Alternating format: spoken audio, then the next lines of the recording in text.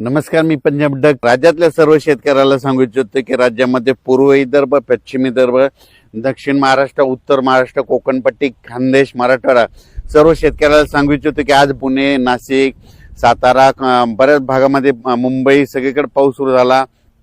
संभाजीनगरकडे देखील आता देखील जाफराबादला पडला. पण आता राज्यातल्या सर्व शेतकऱ्याला सांगू इच्छितो आजपासून राज्यातला पाऊस आणखीन वाढत जाणार आहे. 22ला 23, 24, 25 असं करत करत 5 जुलैपर्यंत सगळ्या राज्यभर पाऊस पडणार आहे. सगळ्या राज्यातल्या सर्व शेतकऱ्याच्या पेरण्या होणार आहेत. म्हणून हा अंदाज सर्वप्रथम शेतकऱ्यांनी लक्षात घ्यायचा. राज्यात ठिकठिकाणी म्हणजे आज 22 जून पासून ते जवळपास 5 जुलैपर्यंत सगळीकडे पाऊस पडणार आहे आणि सगळ्या शेतकऱ्याच्या पेरण्या सुरू होतील. म्हणून हे देखील लक्षात घ्यायचं. दुष्काळ वगैरे काही पडणार नाही. आणि सर्वप्रथम आनंदाची बातमी आणखीन सांगू इच्छितो की जुलैच्या म्हणजे 2 जुलै ते 20 जुलैच्या दरम्यान राज्यामध्ये अतिवृष्टी होणार आहे. म्हणून हा अंदाज लक्षात घ्यायचा. पुणे जिल्हा, त्याच्यानंतर कोकणपट्टी, त्याच्यानंतर मुंबई, उत्तर महाराष्ट्राकडे अतिवृष्टी होईल. मग त्या अतिवृष्टी झाल्यामध्ये जे कॅचमेंट एरियातले धरण आहेत, जायकवाडी धरण, त्याच्यात देखील पाणी यायला सुरुवात होईल. इकडे पुण्याकडे पडल्यामुळे तिकडे कोयना धरणाकडे देखील पाणी यायला सुरुवात होईल. त्याच्यामुळं हे देखील सर्व शेतकऱ्यांनी अंदाज लक्षात घ्यायचा. तर तुम्हाला सांगू इच्छितो आज लगेच काय होणार सगळीकडे महाराष्ट्रामध्ये काय होणार, पश्चिम महाराष्ट्र, कोकणपट्टी, त्याच्यानंतर इकडे मराठवाड्याकडे देखील येणार आहे, विदर्भाकडे देखील येणार आहे. म्हणजे जवळपास आज बराच भाग जवळपास व्यापून टाकणार आहे. म्हणून हा अंदाज लक्षात घ्यायचा.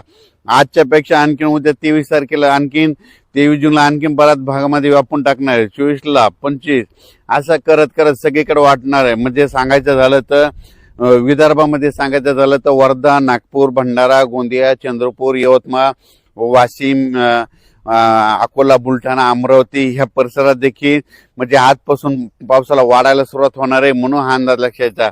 विदर्भात मात्र 23, 24, 25, 26, 27च्या दरम्यान चांगला पाऊस बरसणार आहे आणि त्या शेतकऱ्याचे देखील पेरण्या होणार आहे. म्हणून विदर्भातल्या 11 जिल्ह्यातल्या शेतकऱ्यांनी हा अंदाज लक्षात घ्यायचा.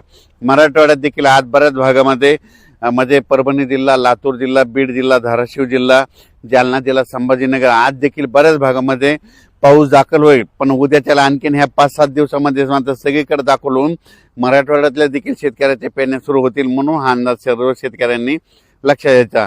त्याच्यानंतर सातारा जिल्हा, सांगली झाला, सोलापूर, कोल्हापूर तिकडे तर कालच पाऊस सुरू झाला. पण तिकडे आज देखील बराच भाग कव्हर होणार आहे. आणखीन 10 दिवसामध्ये तिकडेच देखील सगळीकडे पाऊस पडेल आणि त्या भागातील देखील शेतकऱ्याच्या पेरण्या लागू होतील. म्हणून हे लक्षात घ्यायचं. उत्तर महाराष्ट्राकडे नंदुरबार जिल्हा, धुळे जिल्हा, जळगाव जिल्हा, नाशिक जिल्हा, त्याच्यानंतर अहिल्यानगर ह्या परिसरातल्या शेतकऱ्याला सांगू इच्छितो की तुमच्या देखील आज म्हणजे 22 पासून ते 5 जुलैपर्यंत तुमच्याकडे सगळीकडे पाऊस पडणार आहे. सगळ्या शेतकऱ्याच्या पेरण्या लागतील. म्हणून हा अंदाज लक्षात घ्यायचा.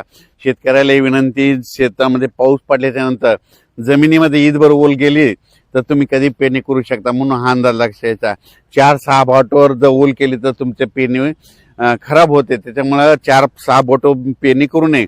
ईदवर चांगली ओल गेल्याच्या नंतर तुम्ही पेरणी कधी करू शकता. म्हणून हे शेतकऱ्यांना लक्षात घ्यायचं. पण राज्यात मात्र आजपासून परत जास्त पाऊस वाढायला सुरुवात होणार आहे. दुष्काळ वगैरे काही पडणार नाही. परत एकदा सांगतो, जूनमध्ये यावर्षी मी म्हटलं तर कमी पाऊस राहणार, जुलैमध्ये जास्त, ऑगस्टला कमी आणि सप्टेंबर, ऑक्टोबर परतीचा पाऊस धुमाकूळ घालणार आहे. म्हणून हे अंदाज देखील लक्षात घ्यायचा. पण जुलै महिन्यामध्ये मात्र राज्यामध्ये ठिकठिकाणी अतिवृष्टी होणार आहे. म्हणून हा अंदाज सर्वप्रथम लक्षात घ्यायचा. परत कोणत्या कोणत्या भागात होणार आहे त्याचा सविस्तर अंदाज पुढच्या अंदाजात दिला जाईल. धन्यवाद.